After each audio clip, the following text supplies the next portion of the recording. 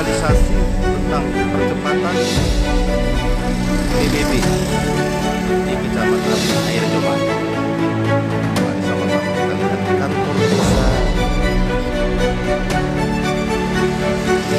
Air Joman Baru.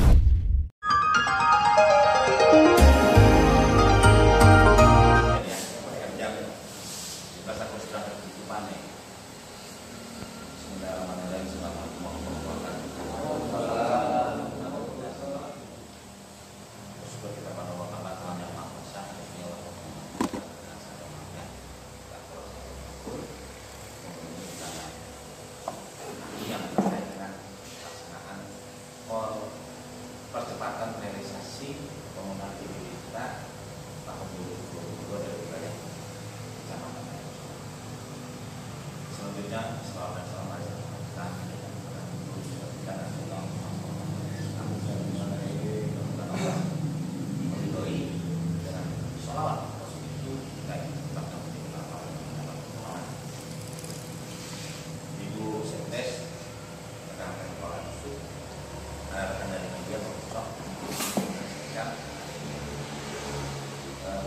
pertemuan hari ini kita adalah untuk mempercepat pemenuhan capaian target PBB kita.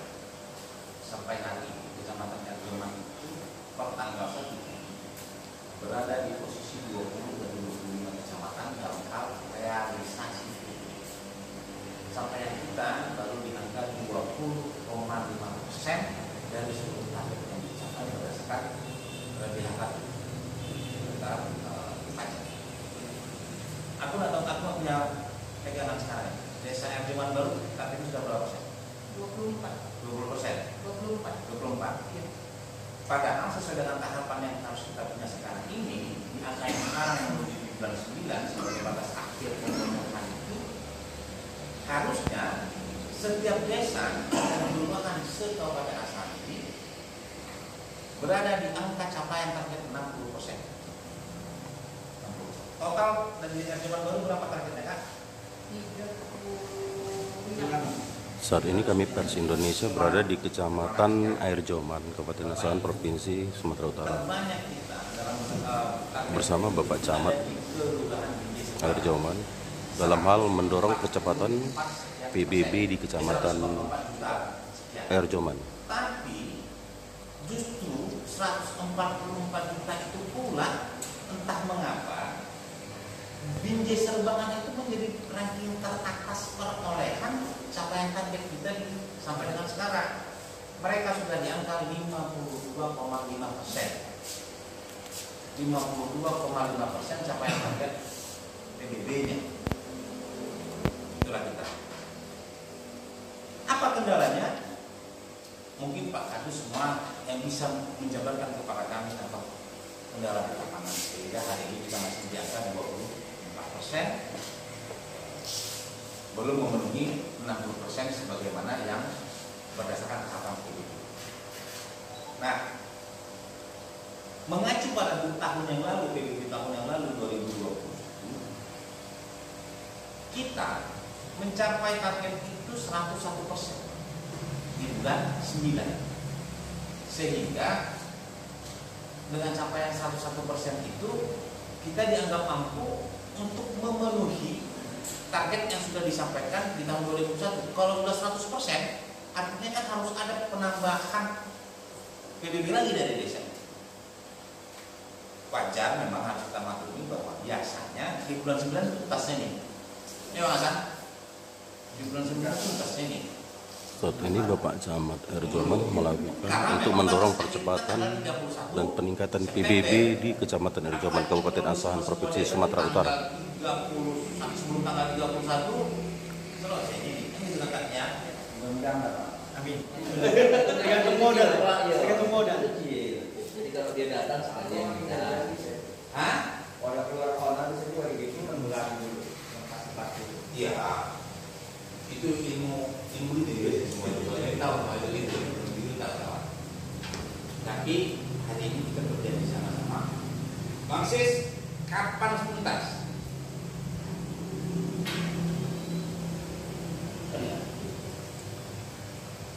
Pokoknya selesai dengan ini. Aku butuh bulannya. Pastian ya. Kenapa? Bulan 9. Bulan 9. Malah. Setiap sekali. Coba bisa bulan 9 masih lagi. Tadi itu keran. Ya tapi belum banyak kan Pak. Pak saya 7 juta. Iya kan? Bulan 2 juta ya bulan lagi. Kita kalau di bulan 9. Bisa kita komit bulan Pak 8. betul belum Pak? Belum tahu habisnya. Biasanya pada selesai Pak. Nah, pada selesai. Belum. Bulan 8 bisa kita. Membaktiar bisa di bulan 8 selesai.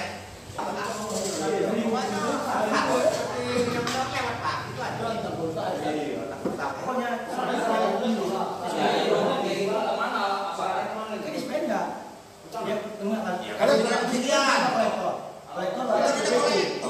Jenjangnya kan Pak Gandus, Mas Togi, Misgian. Iya, sekian Kita laporkan lewat Mas Bobi. Ya. Ya, begitu. Tapi upayakan Bapak untuk kopi surat tanah yang itu kan itu. Kalau nggak ada nanti kan bisa dibaca dari pending-pendingan surat tanah yang baru ini yang membuat SPPD-nya. Fotokopi yang 30.000 meter itu tampilkan juga. Artinya pecahan dari ini. Enggak, kalau lulus satu-satu pasti mengurangi kita juga itu. Iya. Apa jadi beban taktik juga itu kalau saya nggak lulus satu-satu kasusnya. Tapi jadi ketarget kita itu kan soalnya kan. Paling tidak Pak. Ada rumah. Butuh. Iya. Memang kalau bisa Pak cari yang 30. Iya, yang 30 yang belum cari semua juga. Kalau bisa kan Ah. itu biar hilang. Udah. Aku bilang. Kalau mana aja kan ada Pak. Ini di rumah ada dia 30. Ya artinya menggerakkannya ketika ada kedalaman dan lapangan bisa kita kerjakan sama-sama. Jadi yang kita temui itu jalan pecahan, bukan jalan mundur. Kalau ketemu masalah itu yang kita dapatkan jalan pemecahannya, bukan jalan sebuah perusahaan. Nggak bisa, bukan itu bahasa. Oh gini jalannya. Karena tidak ada regulasi hukum yang terkait kalau yang begini. Tapi kalau kita sudah menyangkut regulasi hukum, ya siapa tidak Pak? Regulasi hukum yang ada. Jadi kita harus jalan dulu Pak. Jalan dulu. Itu pun dengan catatan kalau memang anggarannya tersedia di kita. Tapi yang jelas insya Allah untuk desa Punggulan 2022 ini bulan 10 itu kita sudah untuk konsep desa wisata sayuran. Itu mungkin bulan 10 sudah jalan. Orang datang ke Punggulan petik sendiri, bayar. Macam kita di Brastagi, datang jeruk, ambil sendiri, datang ke muka timbang, bayar. Itu yang baru jalan apa Pak? Kolam ikan. cocok, Atau sendiri ikan ya. cocok. Payah itu. Oh tinggal makan jalan.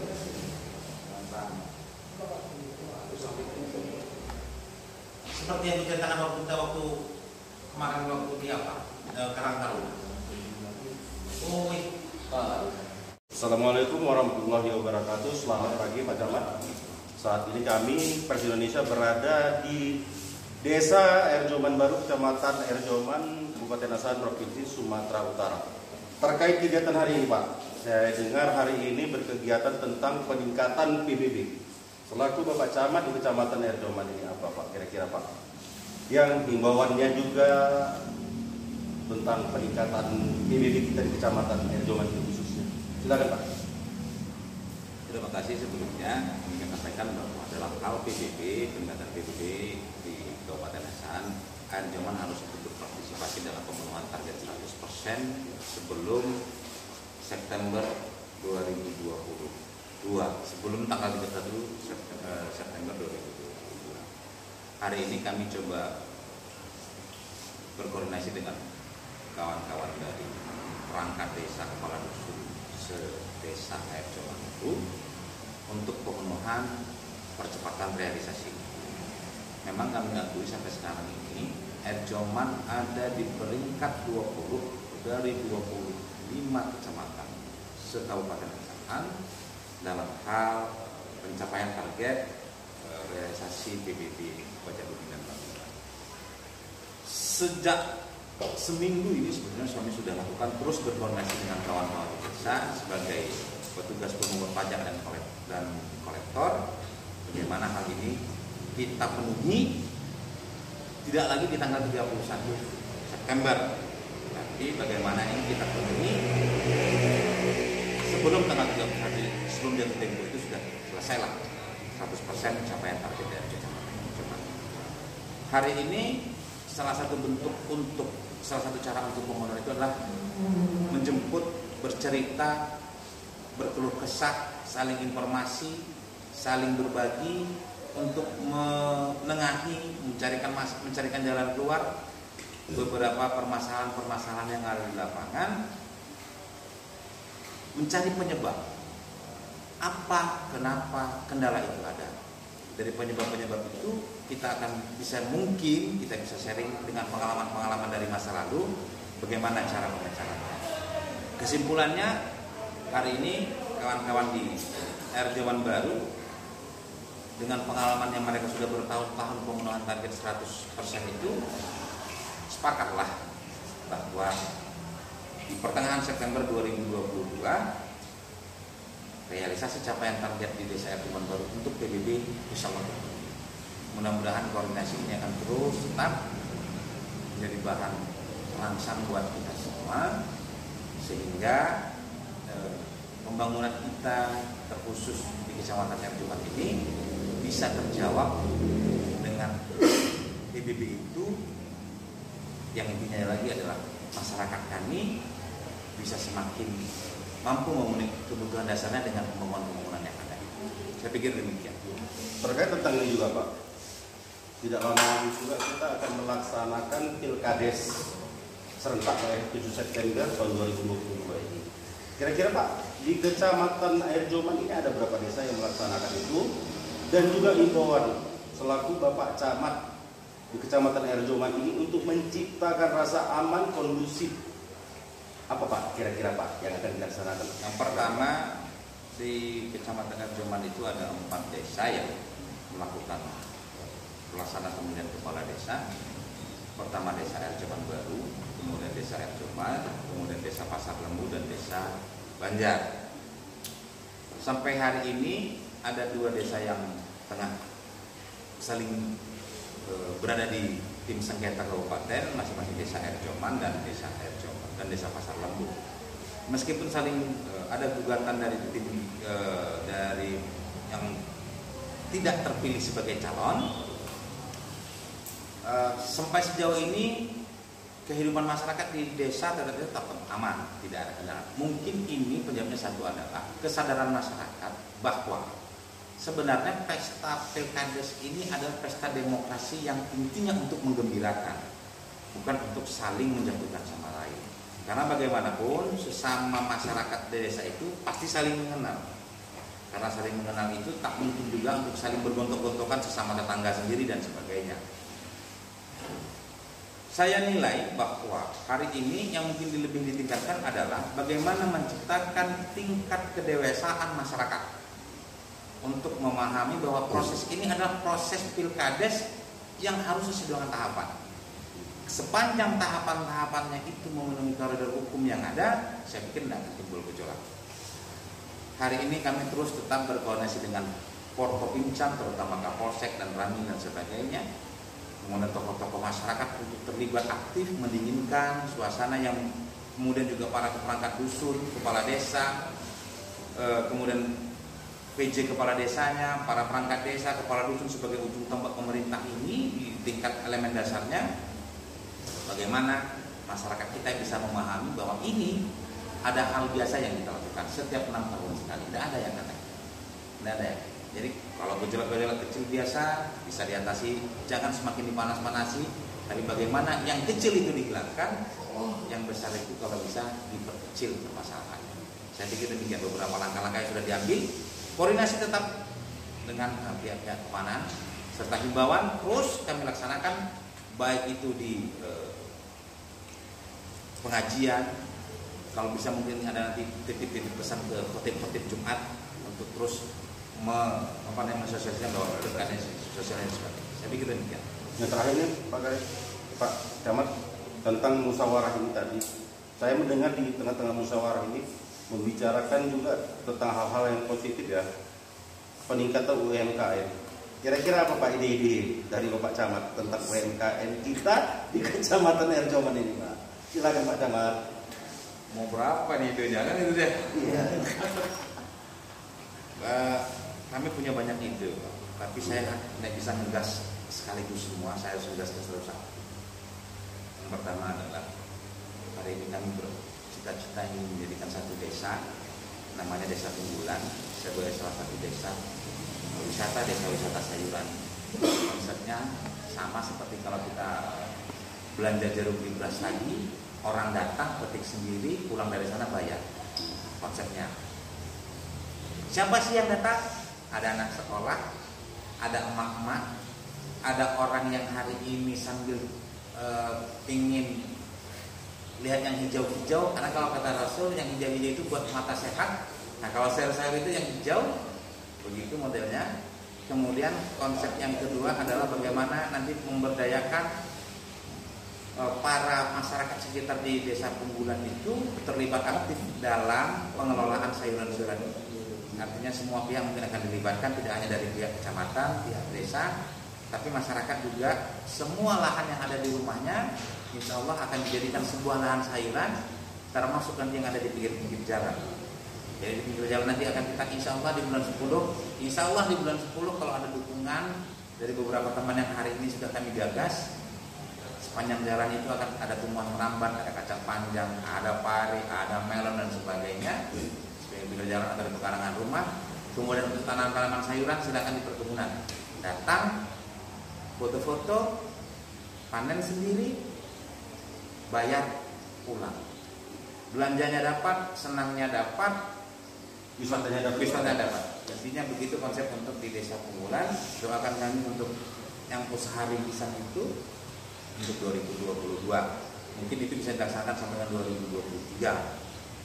Konsep yang lain, Bang Ucok, nggak bisa dijabarkan di sini. Nanti banyak yang iri punya. Terima kasih Pak atas wawancaranya hari ini. Salam sehat dan sukses selalu. Terima kasih Pak. Ya. Itulah wawancara kami tadi dengan Bapak Camat Kecamatan Erjoman, Kabupaten Asahan, Provinsi Sumatera Utara. Pers Indonesia. PS Indonesia. Salam.